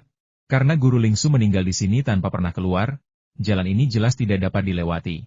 Hanya saja tidak diketahui sejauh mana beliau menjelajahinya. Li Yunfei kembali ke gua batu dan mengambil pedang berkarat dan patah dari samping tempat tidur. Pedang itu ternyata cukup berat. Dia membalikannya dan memeriksanya dengan saksama. Selain kerusakan dan karat, terdapat tulisan Lingsu di salah satu sisi gagangnya. Ini sebenarnya adalah pedang pribadinya. Dia membawanya keluar dan memotong beberapa tanaman rambat yang kusut, dan pedang itu masih sangat tajam. Namun, pada akhirnya pedang itu berkarat, dan Li Yunfei takut merusak pedang tersebut. Lagi pula, Guru Lingsu masih memiliki seorang murid di dunia ini, dan kepala biara kuil Taois tanpa nama di puncak Rizhao adalah murid juniornya. Jika dia memberikan pedang itu kepada pihak lain dan memberitahunya di mana Guru Lingsu berada, pihak lain pasti akan berterima kasih kepadanya seumur hidup. Dia baru saja membersihkan sekitar 10 meter dari rerumputan liar yang tumbuh lebat ketika dia mendengar Michelle mengeluarkan suara. Li Yunfei tidak punya pilihan selain berbalik, mengambil pedangnya yang patah, dan berjalan ke sisinya. Michelle, bagaimana perasaanmu? Li Yunfei meletakkan pedangnya di samping api dan bertanya dengan penuh perhatian. Ya Tuhan, aku masih hidup. Ini sungguh. Kepalaku sakit sekali. Michelle memaksakan matanya terbuka, tetapi semua yang ada di depannya tampak buram, dan dia hampir tidak bisa melihat di mana Li Yunfei berada. Ia berhasil mengucapkan satu kalimat dengan tersendat-sendat sambil terengah-engah, mengalami kesulitan bernapas yang hebat. Li Yunfei mengerutkan kening. Mungkinkah dia belum memberinya cukup air dari mata air spasial? Meskipun air itu telah membuatnya sadar kembali, dia merasakan sakit yang begitu hebat sehingga dia bahkan tidak memiliki kekuatan untuk duduk. Setelah memikirkannya, saya rasa obatnya mungkin tidak bekerja cukup lama, jadi saya membantunya berdiri, menggelar selimut untuknya, dan membiarkannya duduk di dekat api untuk menghangatkan diri sejenak. Ini reaksi normal setelah digigit ular krait bergaris. Jangan khawatir. Aku punya obat ular pusaka. Obat ini sangat ampuh dan pasti akan menyembuhkanmu. Li Yunfei menghiburnya. Terima kasih. Aku digigit ular krait bergaris itu cukup lama sebelum akhirnya sembuh. Mungkin ular itu menyuntikkan terlalu banyak bisa ke tubuhku, kata Michelle, lalu menutup matanya lagi. Namun, mencium aroma daging ular di dalam panci, ia menarik napas dalam-dalam. Baunya enak sekali. Aku jadi sedikit lapar. Dalam beberapa hari terakhir, Li Yunfei juga telah mempelajari beberapa metode pengobatan racun ular dari pengobatan barat. Jika korban mengalami kesulitan bernapas, menyuntikkan sejumlah besar dexamethasone dapat meredakan gejala edema paru dan edema otak serta mengurangi penderitaan korban. Berbaringlah dan istirahatlah sebentar lagi. Aku akan memanggilmu ketika makanannya sudah siap. Li Yunfei merasa sup ular sudah matang, jadi dia mengeluarkan kedua ular itu dan menaruhnya di wadah baru. Kemudian dia memisahkan daging ular dan membuang seluruh tulang ular. Dia menambahkan nasi ke dalam kaldu asli dan memasaknya lagi. Sup ular? Yah, kau tak bisa membuat sup tanpa nasi.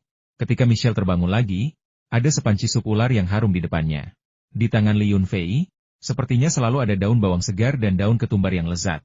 Li Yunfei sudah makan, dan baru setelah Michelle bangun sendiri, dia mengambil semangkuk makanan, membawanya kepadanya, dan menyuapinya secara pribadi. Rasa sakit Michelle telah berkurang konsiderably, dan nafsu makannya baik, meskipun otot-ototnya masih kurang kuat. Dia menikmati disuapi oleh Li Yunfei, senyum manis muncul di wajahnya. Aku tak pernah menyangka akan selamat setelah digigit ular krait bergaris sebesar itu tanpa penawar racun. Ya Tuhan, tempat ini terlalu berbahaya. Aku sudah 2 kali menghadapi situasi yang mengancam nyawa. Aku tak akan pernah mengulanginya lagi. Terima kasih, Li Yunfei, kau adalah bintang keberuntunganku. Tanpamu, aku pasti sudah mati sejak lama. Setelah memberinya makan, Michelle baru sekarang punya energi untuk mengatakan banyak hal. Sebelum Li Yunfei meletakkan mangkuknya, dia memeluk lehernya dan mencium bibirnya dengan penuh gairah beberapa kali. Tolong, bisakah kau membersihkan mulutmu sebelum menciumku? Li Yunfei tampak tidak mengerti soal percintaan, dan mengeluh bahwa Michelle tidak membersihkan mulutnya. Baiklah, lain kali aku akan lebih berhati-hati. Michelle tidak mempermasalahkannya. Melihat Li Yunfei berusaha menghindarinya, dia tertawa penuh kemenangan. Li Yunfei tidak punya pilihan selain berkata, kau istirahat sebentar lagi. Aku akan pergi mengintai duluan. Aku ingin tahu apakah kita bisa keluar melalui celah di puncak gunung. Sambil berbicara, ia meninggalkan salah satu lampu sorot dan menambahkan, matahari tengah hari mungkin akan segera terbenam. Jadi nyalakan lampu saat tidak ada cahaya. Kayu bakar sulit didapatkan, jadi mari kita berhemat dan berusaha untuk tidak membakar kayu bakar saat kita tidak memasak. Tentu saja, aku selalu mengerti pentingnya menabung. Tapi sepertinya tidak ada kayu bakar di sini. Di mana kau menemukan kayu kering itu? Ada serigala ganas di kaki gunung. Dan tempat ini penuh dengan rumput dan tanaman merambat yang lembab. Kau tidak perlu menjawab. Aku hanya sangat penasaran. Michelle semakin bingung saat memikirkannya. Tetapi ketika melihat ekspresi Li Yunfei yang tidak biasa dan tampak sedikit tidak sabar, ia pun tenang. Aku menemukannya di kabin. Lihat, ada juga pedang ini, dan di dalamnya ada tengkorak. Itu milik seorang pendeta Tao tua dari kuil di puncak gunung. Jangan takut. Tidak ada yang lain, karena pendeta Tao tua ini juga jatuh dari puncak gunung secara tidak sengaja. Selain pedang ini, dia tidak membawa apapun lagi. Aku bahkan curiga dia selalu menggunakan metode paling primitif, yaitu mengebor kayu untuk menyalakan api. Li Yunfei tidak ingin mengungkapkan rahasianya. Jadi dia mulai mengarang cerita untuk mengalihkan perhatian orang lain. Apa? Pendeta Tao tua di kuil puncak gunung itu? Berapa umurnya? Apakah kau tahu namanya? Michelle sangat tertarik ketika mendengar Li Yunfei mengatakan ini, dan matanya berbinar. Kau pernah mendengar tentang kuil Taois di puncak gunung itu sebelumnya? Li Yunfei menatap Michelle dengan ekspresi bingung. Michelle berkata dengan antusias, tentu saja. Kakekku berasal dari kuil Taois ini. Jika bukan karena beliau, aku tidak akan berkeliling Tiongkok sepanjang waktu, menjelajahi pegunungan Sichuan. Terakhir kali aku kembali ke Tiongkok, aku bercerita kepada kakekku tentang apa yang kulihat di sini. Dan beliau sangat antusias. Beliau berkata jika aku punya kesempatan, aku harus mengambil lebih banyak foto kuil Taois yang sudah rusak itu, karena disitulah beliau dibesarkan. Beliau juga mengatakan bahwa gurunya menghilang, itulah sebabnya seluruh kuil itu runtuh begitu cepat. Jika aku bisa melihat kuil Taois lain di dekatnya, aku juga harus mengambil beberapa foto. Tidak, aku tidak bisa mengatakan lebih banyak lagi. Kakekku mengatakan bahwa ada musuh di kuil ini, dan beliau tidak ingin aku mengungkapkan apapun tentang apa yang terjadi saat itu. Oh, kakekmu adalah seorang pendeta Tao di sebuah kuil reot di puncak gunung? Apakah kau tahu nama kepala biara aslinya? Dan kakekmu termasuk generasi pendeta Tao yang mana?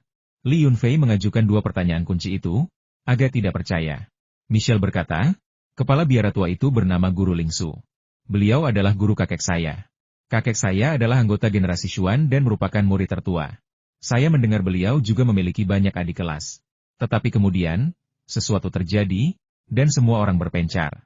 Karena takut pada musuh mereka mencari secara diam-diam selama bertahun-tahun tetapi tidak menemukan petunjuk apapun. Karena saya mengambil beberapa foto kuil Taois yang sudah rusak terakhir kali, kakek saya mengingat hal-hal ini dan menceritakannya kepada saya. Hehe, kebetulan sekali. Aku tidak pernah menyangka kakekmu adalah murid utama kuil Wudao. Tapi jangan sebarkan ini. Aku tidak tahu apa yang terjadi saat itu, dan aku juga tidak tahu kuil ini punya musuh. Namun, kakekku dan kepala biara tua itu memiliki hubungan yang baik, jadi kita praktis berada di pihak yang sama. Li Yunfei berkata sambil menyerahkan pedang yang patah itu kepada Michelle dan menunjukkan nama yang tertera di pedang tersebut. Setelah melihat dua karakter Lingsu terukir di gagang pedang, Michelle berseru dengan gembira. Benar, itu dua karakter tersebut. Prasasti peringatan kakekku memiliki dua karakter itu. Dia berteriak dan mencari ranselnya, ingin mengambil beberapa foto. Tetapi dia segera ingat bahwa ranselnya telah tenggelam ke dasar air, dan kameranya serta semua barang lainnya telah hilang. Mengetahui apa yang ingin dilakukannya, Li Yunfei mengeluarkan kameranya dan memotretnya. Ini juga mencegah pedang yang patah itu rusak. Bahkan jika rusak pun, setidaknya akan memberi penjelasan kepada murid-murid Guru Lingsu. Setelah mengambil foto, Michelle tersenyum dan berkata, terima kasih. Kakekku pasti akan sangat senang dengan foto-foto ini.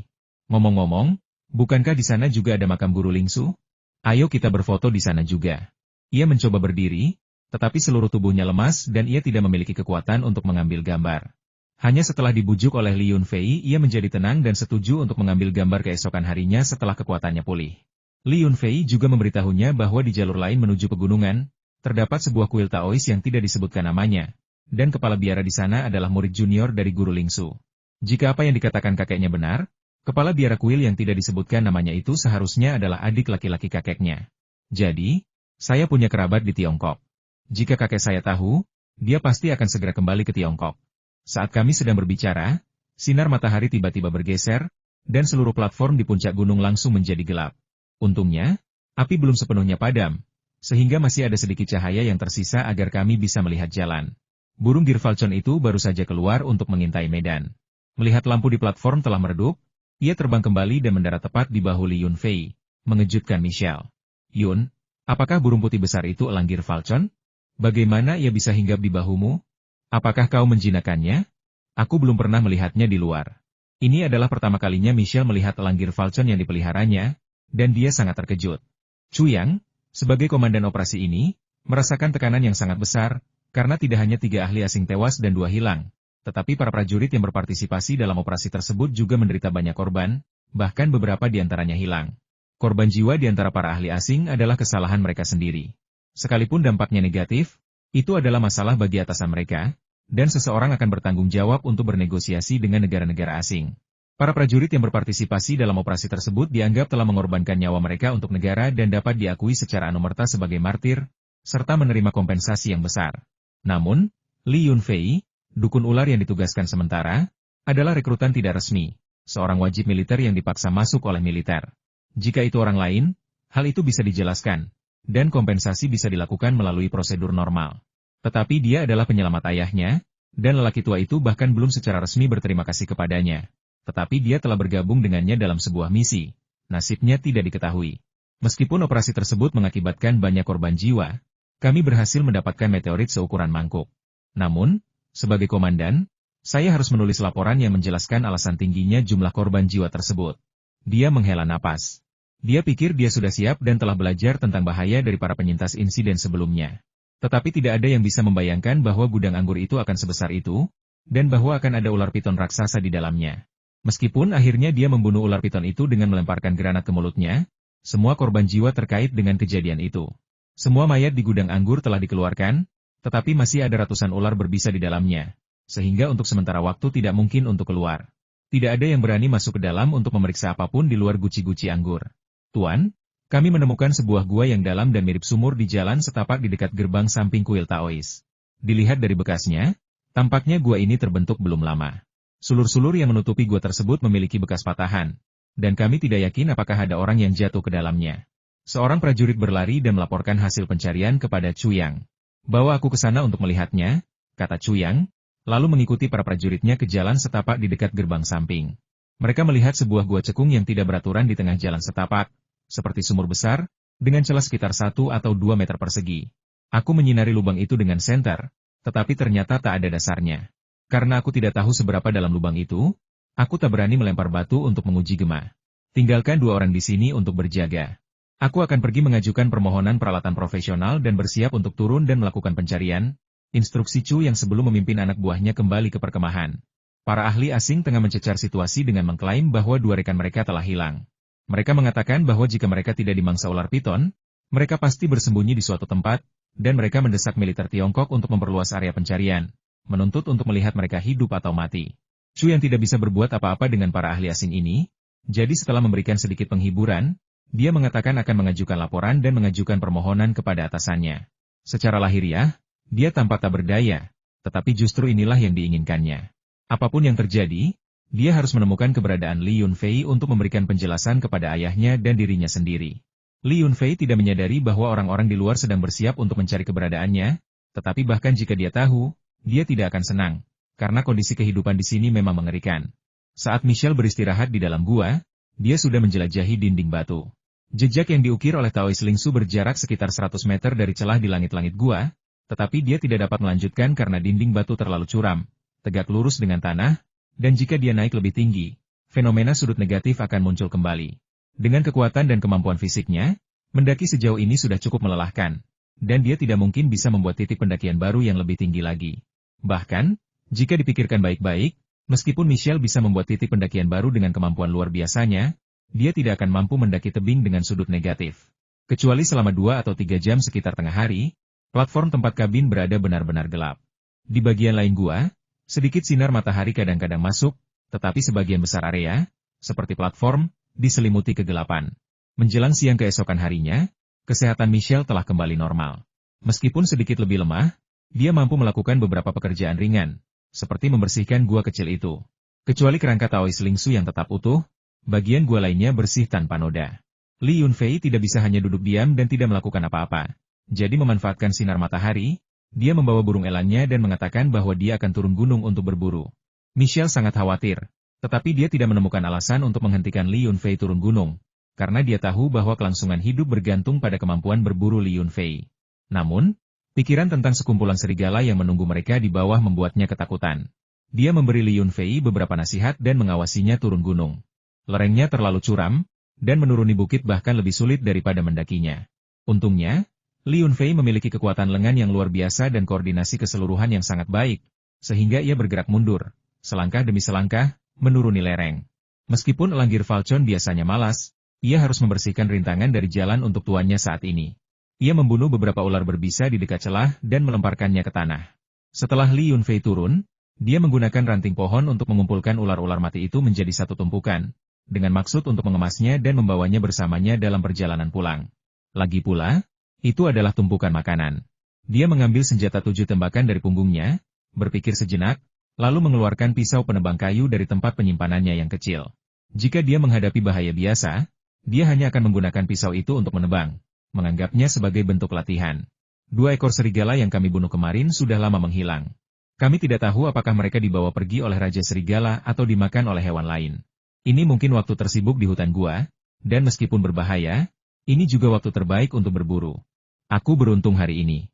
Setelah berjalan beberapa saat, aku berputar ke tepi sungai bawah tanah dan tidak melihat serigala ganas. Ada percikan air di sungai, saat ikan-ikan muncul untuk berjemur di bawah sinar matahari. 3 atau 4 salamander raksasa benar-benar memanjat bebatuan besar di tepi sungai, sambil mengeluarkan suara waa. Salah satunya sangat besar, lebih dari 1 meter panjangnya, dan berbaring di atas batu seperti kadal. Penampilannya agak menakutkan, dengan corak seperti batu di punggungnya, 4 tungkai dan ekor, serta kepala gemuk yang tampak seperti daging. Ini adalah salamander raksasa Cina, juga dikenal sebagai hiu anjing atau anjing ikan di beberapa tempat. Meskipun namanya mengandung kata ikan, sebenarnya ia adalah amfibi. Hewan ini sangat langka dan terdaftar sebagai hewan yang dilindungi kelas 2 di Cina. Karena dagingnya sangat lezat dan sangat bergizi, ia dikenal sebagai ginseng air. Beberapa orang mempertaruhkan berbagai bahaya untuk memuaskan keinginan mereka. Li Yunfei adalah tipe orang seperti itu. Jika tidak ada yang mengawasinya, dia tidak akan pernah melewatkan kesempatan untuk menangkap salamander raksasa. Salah satu alasan dia turun gunung hari ini adalah untuk menangkap beberapa salamander raksasa. Makhluk-makhluk ini sangat langka di sekitar kota mereka. Bahkan menjelajah ke pegunungan pun membutuhkan keberuntungan. Tetapi di gua bawah tanah ini, sering terdengar tangisan salamander raksasa, yang menunjukkan populasi yang besar. Dia tidak hanya ingin memakannya tetapi juga ingin menangkap lebih banyak dan memeliharanya di ruang kecilnya. Karena tidak ada orang luar di sini, Li Yunfei tidak perlu menggunakan jaring atau tombak. Dia hanya menggunakan kekuatan ruang kecil untuk menangkap keempat salamander dan melemparkannya ke kolam kecil di dalam ruang tersebut. Burung Girfalcon itu tiba-tiba mengeluarkan teriakan tajam dan menerkam dahan pohon di atas kepala Li Yunfei. Seekor macan tutul awan yang lincah meraung dan melompat turun dari balik dahan, dengan marah menghindari serangan Girfalcon tersebut. Li Yunfei terkejut, tidak menyangka akan menemukan makhluk karnivora seperti itu bersembunyi di dekatnya. Meskipun beratnya hanya 30 atau 40 pon, jika makhluk itu menangkapnya, dia pasti akan menderita. Dia mengangkat senjatanya, tetapi tidak menembak. Dia mengenali macan tutul berawan itu. Hewan itu kecil, cantik, seperti kucing besar, dan tidak menimbulkan ancaman berarti baginya. Macan tutul berawan itu tidak berani melanjutkan serangannya. Dengan raungan yang enggan, ia melarikan diri ke dalam hutan lebat. Rentang sayap Girfalcon lebih dari 1 meter, lebih panjang dari tubuhnya, dan aura ganasnya yang meluncur dari langit adalah sesuatu yang tidak dapat ditahan oleh macan tutul itu. Burung Girfalcon itu berputar-putar dengan bangga di langit, mengeluarkan suara beberapa kali, tetapi tidak benar-benar mengejar mangsanya. Li Yunfei terus mencari salamander raksasa yang bersembunyi di celah-celah bebatuan di sepanjang sungai bawah tanah. Ikan-ikan ini sangat kecil sehingga warna kulitnya mirip dengan warna bebatuan, sehingga sulit ditemukan jika penglihatan seseorang kurang baik. Terkadang, terlepas dari apakah dia melihat mereka atau tidak, Li Yunfei akan menggunakan kekuatan ruang kecilnya untuk menyelimuti bebatuan di tepi sungai, mengumpulkan semua makhluk kecil di sekitarnya ke dalam ruang kecilnya. Dia menuai hasil yang cukup besar, tidak hanya mengumpulkan banyak salamander raksasa tetapi juga banyak kepiting dengan cangkang gelap. Kepiting-kepiting ini tidak terlihat besar, kering dan hitam seluruhnya, dan tampaknya tidak kenyal. Capitnya berbulu. Saya menangkap cukup banyak, tetapi saya tidak mempedulikannya. Saya melemparkan semuanya ke kolam kecil di tempat saya, dengan maksud untuk memberi makan hewan peliharaan saya yang lain nanti. Setelah berjalan menyusuri sungai beberapa saat, kami melihat 2 babi hutan besar dengan beberapa anak babi sedang minum air di tepi sungai. Kedua babi itu berukuran besar. Jika kami membunuh mereka, kami bisa mendapatkan cukup daging untuk dimakan 2 orang selama beberapa bulan. Namun, Li Yunfei tidak berniat untuk bertindak. Sekalipun dia sombong, dia tidak ingin memprovokasi pria sebesar itu yang beratnya 8 atau 900 pon. Beberapa ratus meter dari mereka, babi hutan besar itu menoleh dengan waspada, menyipitkan matanya, dan mendengus beberapa kali, seolah-olah memperingatkan Li Yunfei. Babi hutan tidak apa-apa, mereka tidak akan menyerang kecuali diprovokasi. Tetapi jika mereka merasa Anda adalah ancaman, amarah mereka yang mengamuk benar-benar menakutkan, bahkan beruang hitam di hutan pun tidak akan berani mengganggu mereka. Li Yunfei memperkirakan berat babi-babi itu dan menyadari bahwa sebaiknya ia tidak menggunakan kekuatan ruang kecilnya, agar ia tidak kelelahan dan dimanfaatkan oleh hewan liar lainnya. Selain itu, ruang kecilnya saat ini masih terlalu sempit, dipenuhi dengan tanaman obat Tiongkok yang berharga serta pohon buah dan teh favoritnya.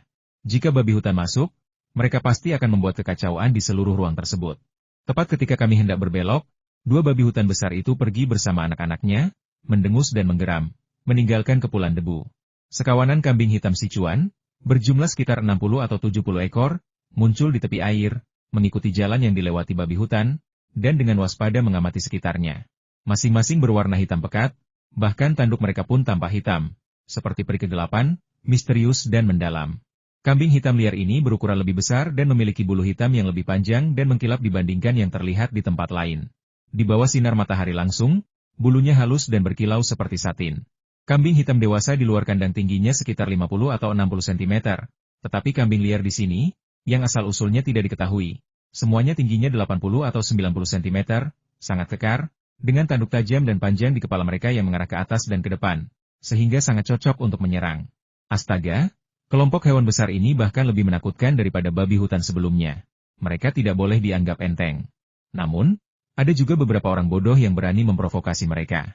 2 serigala abu coklat yang lapar diam-diam muncul di belakang kawanan domba dan menerkam seekor kambing hitam yang sedikit lebih kecil.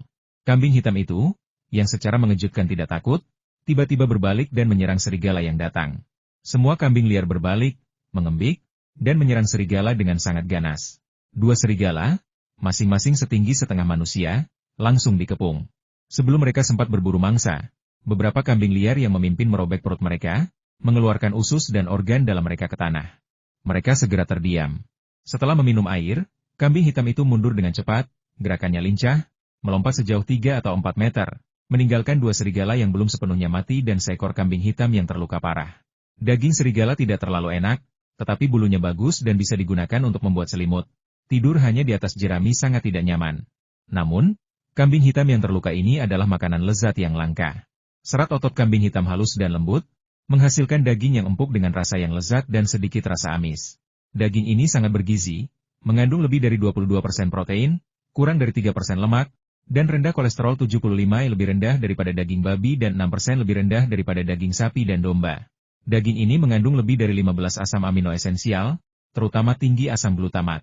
Dipercaya memiliki efek menyehatkan dan menyegarkan, memperkuat tubuh, meningkatkan kekebalan tubuh, memperpanjang umur, dan meningkatkan kesehatan kulit. Daging ini sangat bermanfaat bagi lansia, mereka yang memiliki konstitusi lemah, dan mereka yang menderita berbagai penyakit, dan cocok untuk semua usia. Daging kambing hitam segar mengkilap, berwarna kemerahan merata dengan sedikit rona lebih gelap, dan lemaknya berwarna putih bersih atau kuning pucat. Permukaannya sedikit kering atau memiliki lapisan tipis yang mengering, tidak lengket, memiliki elastisitas yang baik, dan memiliki rasa daging segar. Daging kambing hitam yang lebih tua berwarna merah tua dan bertekstur kasar. Daging kambing hitam yang lebih muda berwarna merah muda, bertekstur padat dan halus, serta elastis. Daging kambing hitam tidak hanya enak, tetapi juga memiliki nilai pengobatan yang sangat tinggi. Daging ini dapat memulihkan qi, menyehatkan limpa dan lambung, memperkuat otot dan tulang, mengencerkan dahak dan meredakan angin, serta menghilangkan rasa haus dan menghentikan produksi air liur. Daging ini cocok untuk orang dengan qi lemah, sesak napas, otot dan tulang lemah, anemia, penyakit kronis, serta mereka yang memiliki kulit pucat dan pusing. Li Yunfei pernah beberapa kali makan daging kambing hitam di rumah kakeknya. Itu adalah hadiah dari seorang pasien yang pernah disembuhkan kakeknya. Sayangnya, dia belum pernah makan daging kambing hitam lagi sejak saat itu. Meskipun daging kambing biasa juga enak, jelas kualitasnya lebih rendah daripada daging kambing hitam. Dia tidak bisa menjelaskan perbedaannya secara tepat, tetapi dia bisa merasakan perbedaan rasanya dengan jelas. Saat itu, ada seekor kambing hitam yang terluka parah tepat di depanku. Makanan lezat ini, yang bisa kudapatkan tanpa harus berkelahi. Terasa seperti memenangkan lotre, sebuah rezeki nomplok. Li Yunfei segera bergegas maju, mengumpulkan kedua serigala dan kambing hitam itu ke dalam ruang kecilnya, dan buru-buru meninggalkan area tersebut. Bau darah yang menyengat akan menarik hewan liar lainnya. Ia baru pergi beberapa menit ketika macan tutul berawan yang sebelumnya melarikan diri muncul kembali, menjilati darah dan isi perut serigala di tanah. Setelah menggigit beberapa kali, ia mengambil sepotong isi perut berdarah dan melompat ke atas pohon. Sekitar selusin serigala berwarna coklat kemerahan diam-diam mengikuti tepian sungai ke tempat ini. Meskipun mereka kelaparan dan tenggorokan mereka berkedut mencium bau darah, dipimpin oleh raja serigala mereka tidak menyentuh darah dan isi perut. Sebaliknya, mereka mengikuti jejak Li Yunfei dan diam-diam mengejarnya. Li Yunfei menyusuri tepi sungai, menangkap sebagian besar salamander raksasa. Dalam 1 jam terakhir, ia memperkirakan telah menangkap lebih dari 100 salamander raksasa di tempat yang sempit itu. Hasil tangkapan sebanyak itu sungguh luar biasa di luar sana. Terlebih lagi, salamander raksasa di sini sangat besar dan gemuk, yang terkecil berukuran 30 atau 40 cm, dan yang terpanjang sekitar 1,5 meter. Ikan-ikan umum di sungai bawah tanah hanya berukuran 7 cm. Mata mereka hampir mengalami degenerasi. Mereka tampak seperti ikan loaf, berwarna keabu-abuan, dengan kepala yang sedikit lebih besar. Mereka biasanya hanya memakan serangga kecil. Di sepanjang tepi sungai, gerombolan ikan kecil muncul, dan ikan-ikan besar tiba-tiba muncul, menyerbu gerombolan ikan tersebut dan melahapnya. Li Yunfei melihat seekor ikan raksasa dengan panjang lebih dari 2 meter, tetapi tidak dapat memastikan jenisnya. Ikan itu menerjang kawanan ikan kecil yang gelap, mendorong ikan-ikan kecil di tepi pantai ke daratan. Lebih dari 10 ekor ikan mendarat di kaki Li Yunfei, melompat-lompat ketakutan. Burung Girfalcon itu memandang dengan rasa ingin tahu pada ikan-ikan sungai bawah tanah ini, yang menyerupai ikan loaf dataran tinggi. Tetapi sirip punggungnya berwarna-warni, dengan garis putih, garis hitam, dan garis merah, seperti bendera kecil berwarna-warni.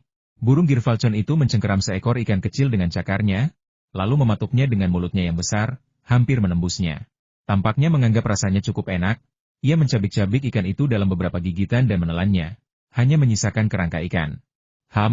Apakah ikan-ikan kecil berwarna gelap ini juga enak? Melihat pria botak yang pilih-pilih itu sangat menyukai ikan sungai berwarna gelap, Li Yunfei pun mendapat ide. Dia menggunakan kekuatan ruang kecilnya untuk menangkap sekelompok ikan sungai kecil berwarna gelap yang berkumpul kembali di tengah sungai ke dalam ruang kecilnya dan melemparkannya ke kolam untuk dipelihara. Tiba-tiba, ringkikan kuda liar terdengar dari hutan di belakang mereka. Terdengar agak gelisah. Li Yunfei menoleh dan samar-samar melihat seekor kuda putih berjalan di antara pepohonan.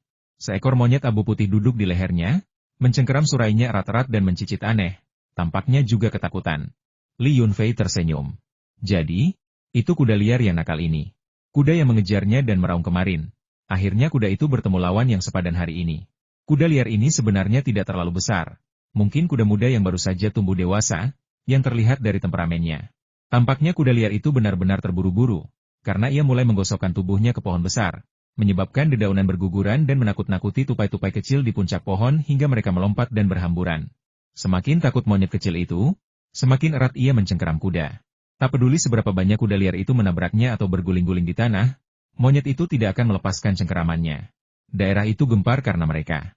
Seekor ular piton bersisik hitam pekat menjulurkan kepalanya dari hutan. Tetapi ketika melihat ukuran kuda liar yang sangat besar, ia kehilangan minat. Ular piton itu hanya sedikit lebih dari 5 meter panjangnya. Tidak cukup panjang untuk menelan kuda liar itu, dan juga tidak mungkin untuk mengalahkannya. Li Yunfei cukup menyukai kuda liar ini.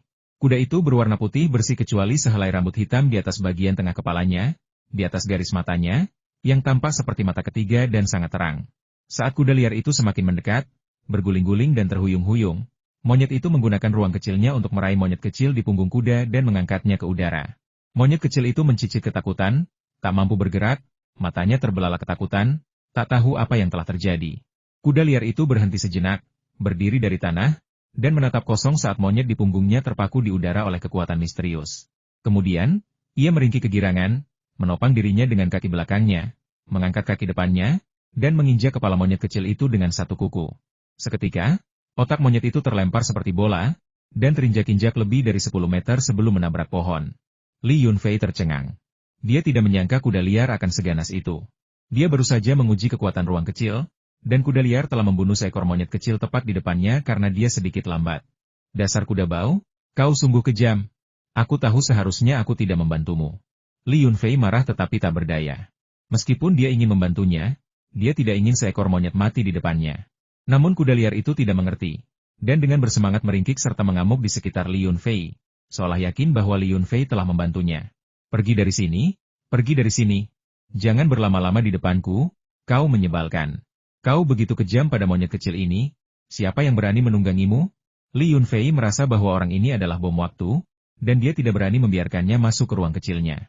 Ginsengnya tidak akan mampu menahan kenakalannya, jadi dia ingin mengusirnya. Kali ini, kuda liar itu tampaknya mengerti. Melihat Li Yunfei mengusirnya, ia dengan marah mengangkat kaki depannya, seolah ingin menendangnya. Namun, ia hanya mengangkat kakinya dan dengan marah berputar-putar, mengunyah rumput di tepi sungai. Ia bahkan memakan beberapa tanaman obat Tiongkok yang umum. Kemudian, ia dengan licik mengintip Li Yunfei, menolak untuk pergi. Jika kau tidak pergi, aku yang akan pergi. Li Yunfei merasa waktu hampir habis. Sekitar 1 jam lagi, sinar matahari akan memudar, dan kemudian akan gelap kembali. Tepat saat itu, kawanan serigala yang telah lama mengikuti Li Yunfei tiba-tiba muncul. Raja serigala menatap Li Yunfei dengan ganas dan mengeluarkan lolongan panjang. Seketika itu juga, lebih dari 10 serigala kecil bergegas keluar dari balik pohon besar dan menerkam Li Yunfei tanpa berhenti sejenak. Saat seekor serigala lewat di dekat kuda liar, kuda itu tiba-tiba mendengus beberapa kali dan menendang salah satu serigala dengan satu kuku kakinya.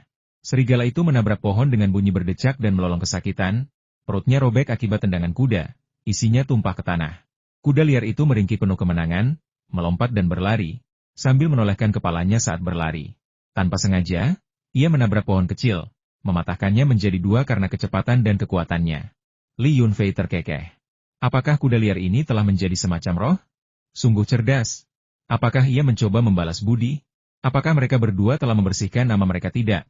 Manusia dan binatang itu yang membersihkan nama mereka? Sambil tertawa, dia menembakkan senjatanya dengan kecepatan kilat, 7 tembakan berturut-turut.